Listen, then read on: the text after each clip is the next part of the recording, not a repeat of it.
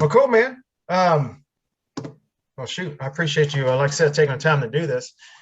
Um, if anything, let me go ahead and just jump into my little intro, and then we can kind of chop it up from there, if that's cool with you. Yeah.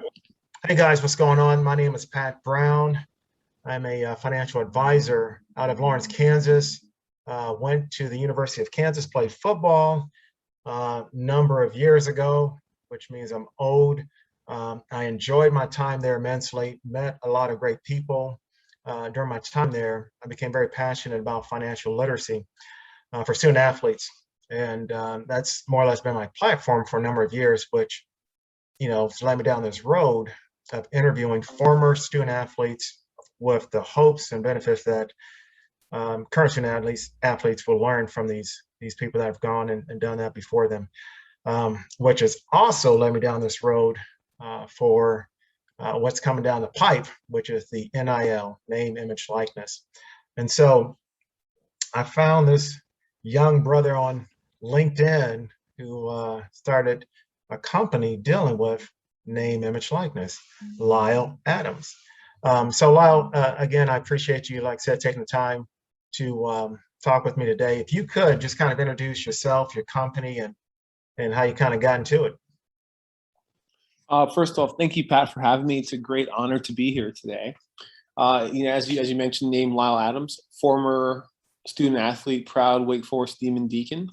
I was a member of the Demon Deacon soccer team from 2005 to 2008. We won a national championship in 2007. Okay. After graduation, I had a brief pro soccer career, which was wonderful. Really fortunate to have that opportunity to play at a higher level with some really good soccer players. Unfortunately, I wasn't at the level necessary to have sustained success. So I somewhat, looked at for other opportunities, and I pursued a path in tech.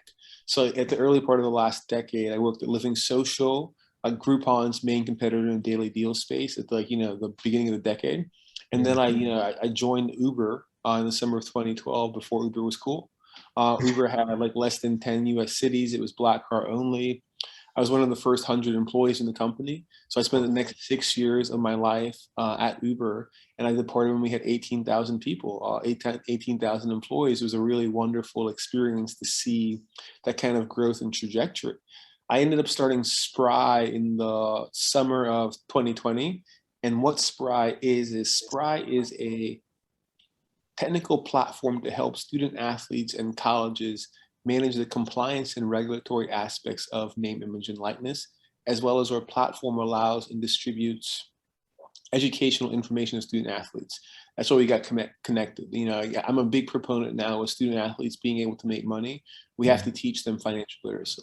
You can't really teach financial literacy overnight. So for us, the platform allows us to have structured modules and progressive learning experiences so student athletes can now manage the 50-30-20 rule, the 80-20 rule, how to handle windfalls, all the things that now student athletes will need to know as they enter the new era of collegiate athletics where they can make money.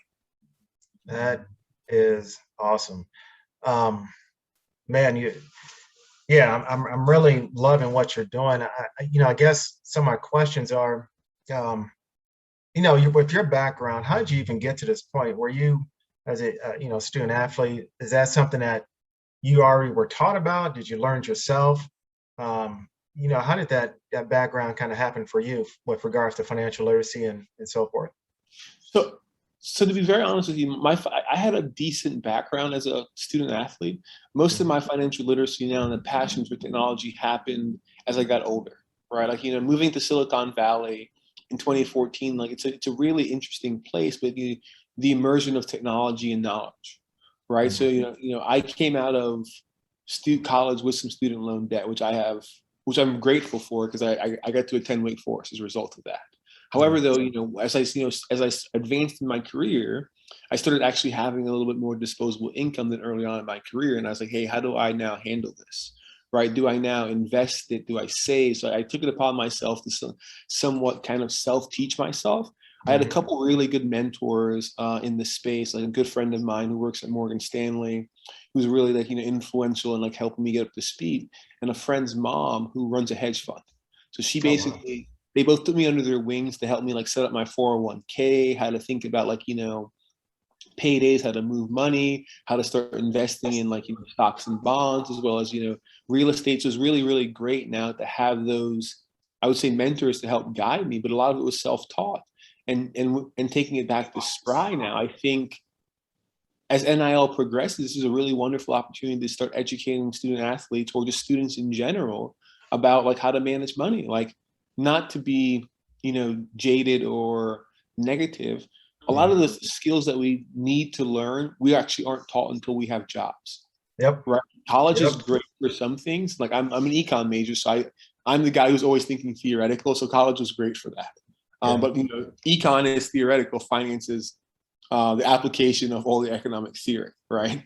But many people don't get that finance training until you have a job, until you have to pay rent, until you have to now manage your budget and buy grocery shopping. So for me, NIL provides a great opportunity to start teaching these student athletes these real tangible skills that they can not only leverage while they're student athletes, but in their real life career, because 99% of athletes have to go pro in something other than sports.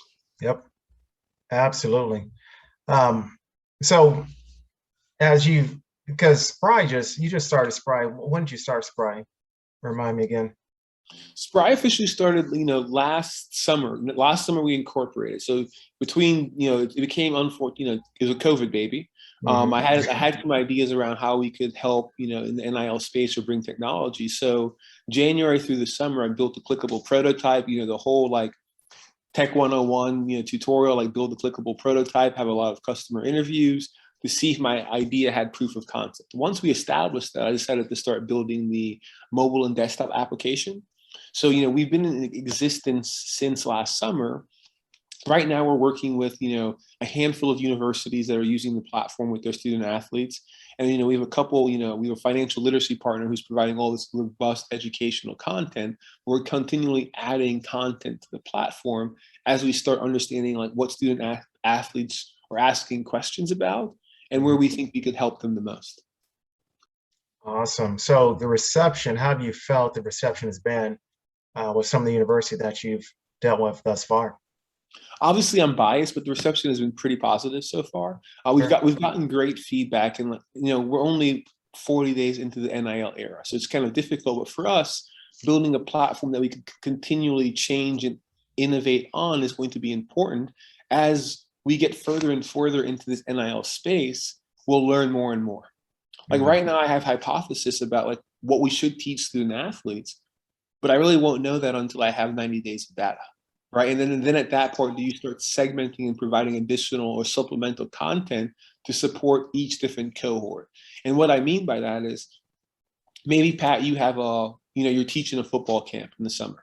So you create an LLC, right? You're now financial education, having an LLC is kind of different than me now who might do stuff in my own name for personal appearances, right? Like, so you're saying that, hey, maybe now you have to factor in liability insurance and all this other stuff that you might for your LLC. Whereas like me running things as a sole proprietary or an individual could be totally different. So as we start understanding how athletes are taking advantage of these opportunities, I think you can provide more tailored and curated content to resonate with each audience. That's interesting. So when I think back to my time in school, which again was a long time ago, as a student athlete, our attention spans are typically a lot shorter. So when we look at what you're saying with regards to modules and just, I don't know if I want to say bite-sized pieces, is that something that you're saying, well, let's, still look at 90 days from now and look backwards to determine, okay, well, this makes sense. They're more receptive to this, they're more receptive to that. Is that kind of the thought process, or how do you make sure that the modules are engaging for these young student athletes? So right now, our head of content has been working with universities that they were partners for the last couple, months, developing the content. So it's kind of like snackable. But right now, the human learns, and there's three different like types of learners: the audio, the visual, and the combination learner. So within the platform, we have all three mediums, so that the athlete can find the content that resonates most with them. And after we understand the baseline data, we'll start like playing with what types of content will resonate. So to your answer, it's a great question. I still say, hey, we've created a ton of great resources right now. And to your point, sub 3 minutes, right? Quick videos highlight upon different things. Courses now are a combination of these stackable videos. So if I wanted to teach budgeting, it's now 4 or 5 different 3-minute videos that the athlete can quickly consume to understand things. And after, I think, the first semester or the first fall, we'll probably sit down now and reevaluate the success of that content. I think certain things might resonate with certain audiences. Mhm. Once you have all the underlying data, we can now provide schools those, high-level takeaways, saying, hey, maybe you should educate freshmen this way. Whereas now seniors are done this way, but within the platform, the user still can have their own journey, and find the content that really resonates with them. My background, when I more or less started very similar to you as far as learning about financial literacy. I taken a course, this is years again, towards the end of my schooling. It was called Transition from College to the Workplace, and it had experimental, had athletes from basketball, football, softball, etc. I bring that story up because that certainly changed the trajectory of what I was trying to learn. I'm saying that because is there a way to measure, and it might, obviously, because it's still an infancy of stage as far as your company, but these student athletes that go on, whether it's a year or 2 years, 3 years down the road, is there a way to measure what this program has done for them years down the road? So with me, like I said, this program that took years and years ago, it impacted my life, but it's no way that, it's not like if I mark something down and say, yeah, this changed my life. But how would you quantify that? How would you measure, or is there even a way to measure that? Or is that even something that you're looking at right now? So we definitely are considering it. It's definitely on our product roadmap, some ways to keep the student athlete engaged on the platform post graduation.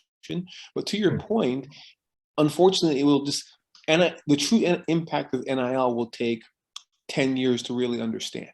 10 years from the first cohort of student athletes that go through it as freshmen until they graduate as seniors and now have 5 to 6 years in the workforce. I would say the equivalence from a sports reference is like the impact of Tiger Woods. Like, we knew Tiger was a transcendent star in the, when he burst onto the scene in the late 90s, early 2000s, but now you were fully now seeing the true impact of Tiger Woods from a golf game. Golf is the most diverse it's ever been.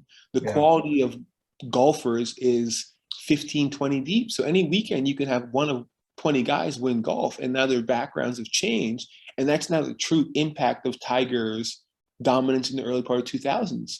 Because all these 10, 12-year-olds were now watching Tiger and says, oh, I can now be a golfer from these different backgrounds. And it just took time for them to become pros. And I think the same can be said as parallels to like former President Barack Obama. His legacy won't be had until 15, 20 years from he leaves office, as now those young, children of color or minorities or underrepresented groups now become lawyers or doctors or politicians, because they said, oh, Obama can do it, I can now do it as well. They had to now graduate and now achieve those positions. So for me, there's very quick and easy ways to now see if NIL is having a positive impact, right? Like, how many opportunities student athletes are having, right? But from that, what that impact is on them personally will just take time for them now to get through college and maybe now leverage what they've learned in college for their post careers, right? It's like a lot of student athletes now that are on Pell Grants and financial aid come out with no debt because they've now made some money in college? Or do they now start saving money in college and now hit the ground running with an investment account when they're 22 out of school instead of having to wait? Like, all these things will just unfortunately take time to see the material impact. But from a product standpoint, we've already built those systems in place right now for us to track that and allow the schools to have it. Because I think the schools will want to know more than anything, because they like seeing or telling the success story of their former student athletes. Yeah, no doubt, no doubt. What I guess if you had to think, whether it's just drawing from your background as a student athlete as well, but what do you think parents and student athletes should ask when going to a particular university? So I mean, now the landscape has changed so much as a parent or even a student athlete, what information do you think they should be asking these universities as they get recruited or even come on campus nowadays? I think before that, I think the athlete and their families need to sit down and understand and create what their goals are for their student athlete or college experience. Like for me personally, mine was to get a good education. I would have liked to play pro soccer going into college, but I didn't think that was a reality until I got to college. But for me, like I value having a good education. So I was looking at schools that could offer this. However, each athlete is different, right? So I think going, sitting down with your family or your loved ones and your guardians and say, hey, like, here are my goals for being a collegiate athlete, because everyone's going to have different goals. Mm-hmm. Once you've established those goals, asking questions now that align with those goals are really helpful. Maybe some of the questions are, hey, like, how do you help your student athletes get jobs if you're looking at college as a way to, like, start your career? Like, do you have like a career an alumni network to help me connect with former alumni in areas of opportunity? So, if your aspirations are playing professional sports, ask them how, their former alum who are professional athletes connect with the university. Like, those are all the things. I think it's challenging to create one set of questions, Pat. But I think once you understand what your objectives are and goals for college, it makes things very easy. Similar to you in the financial planning side of the world. Like, once each client has a different goal, whether it's retirement, a second home, being able to travel. Once you understand those goals and objectives, you can now formulate a plan. And I think the same parallel can be made for student athletes with what questions to ask the school. Yeah. It's the NIL is just such a moving target. You see these kids coming out, the kid from Alabama. I mean, he's making, from what we understand, making $1 million, $800 to $1 million some odd dollars, and that hasn't even played a snap yet. From a monetary standpoint, and again, this is just more or less your opinion. I mean, do you see what type of numbers would you think these kids can make from NIL? I think that, take a step back. It's NIL is entrepreneurship. So you're teaching student athletes to be entrepreneurs, whether that is now leveraging their brand, marketability, or like a business idea they have. I think the earning potential is obviously limitless, but it comes down to effort. Just because you have 100,000 followers doesn't mean you're going to make six figures in NIL money. You got to put in the time if you want to now have that. The same with any business. I do think some athletes are in a better position now to succeed, but at the same time, there's significantly more competition. So the gentleman you're mentoring, like, he's a quarterback for a top 25 program. There are also 129 other schools that play college football, right? Whereas in the NFL, you only have 30 competitors. So I think the potential is limitless. And it's like, some can make their money on social media, but like, I had a teammate in college who's a phenomenal musician. Could he have sold music? Absolutely. Yeah. But he couldn't have done that now while we were in college, 10, 15 years ago. But I think his earning potential could be infinitely higher than just posting on social media, because maybe his album now goes platinum. So I think only time will tell to figure out truly how much student athletes make. But at the same time, like, maybe an athlete's okay with making an extra $30 a week. I would have been great just doing a private lesson here or there on the side during my off day. Now $50 extra per week doesn't seem like much. Well, $50 extra per week when you're in college, very, very good money. Relatively That's good money, man. Right, great money. So those are the things I think now we have to understand, and it'll just take time for us to get those data touch points. But I don't think we can ever cap what an athlete can earn, nor should. For obviously, economists' law, it's free market stuff, but the market will determine that. Like, last point is, Katie Ledecky had gold medals before she became a swimmer at Stanford. What could have Katie Ledecky have made at Stanford if she could have earned money? Or Simone Biles, she didn't go to college, but what could they have earned now with their Olympic background in college? Gold. Massive money, but like, it's difficult to say, hey, $100,000 or 1 million or 10 million. We don't really know yet, but like, that's what makes the space kind of exciting. Yeah, it definitely is exciting. As kind of come to an end here, I did have one question I just thought about. With I guess I'm more or less thinking about basketball. Basketball is a lot of one and dones or two and dones. Would you think, and again, just your opinion, the longevity of someone's career is going to, or in college is going to kind of expand before it's one and done? Let me get in. I mean, men's college basketball is a unique unicorn in that I think this now allows programs to become programs again. Mm-hmm. Like, if the NBA, rescinds the one and done rule as they've been discussing, these transcendent high school basketball players have a lot more opportunity now. They can go directly to the NBA.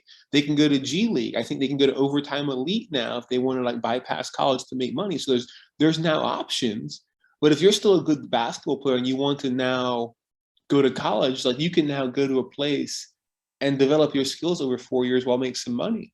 I think NIL personally it will further, level the playing field. Yeah. Right. Like obviously, like you can go to UCLA, or I'm in New York, you can go to Columbia or St. John's. A great place New York is the medium capital of the world. Yeah, it is. There's a lot. You're a small fish in a big pond here. Whereas like maybe you go to a smaller school, not in New York City, where this college or the university is the main attraction. Yeah. Now you're a big fish in a small pond. So I think only time will tell to figure out how athletes benefit. This is just in the basketball sense, but I think it's great that everyone now can be their own personality or brand. Yeah, man. It's exciting. It is exciting. Well, man, I don't want to take up more of your time, man. This is I can say they're probably talking to you for hours because it's I love what you have to say. So this has been beneficial, and hopefully for the two people that follow me, this will be great. You have more than two. I mean, I listen, so it's definitely at least three. Okay, three. I feel better now, man. No, way more than that on that. But yeah, man, I appreciate, like I say, your time. I definitely want to just keep track, and hopefully, if time permits on your end, I'd love to have you on again as things get to rolling here, man. I would love to connect, like I said, January 31st. The day everyone gets to their 1099s and their W-9 next year, because that's going to be a whole nother conversation for us to figure out how we now teach taxes to the Gen Z population. Absolutely. I may have to look you up when I'm in New York, man. Please let me know. So let me know when you're in New York. I'm 15 minutes away from where you might be in a couple of weeks. Just let me know. I would love to meet in person for a coffee. Absolutely. Well, I appreciate it, man. You take care. I look forward to talking to you. Thank you so much. Have a great day. You too. Take care.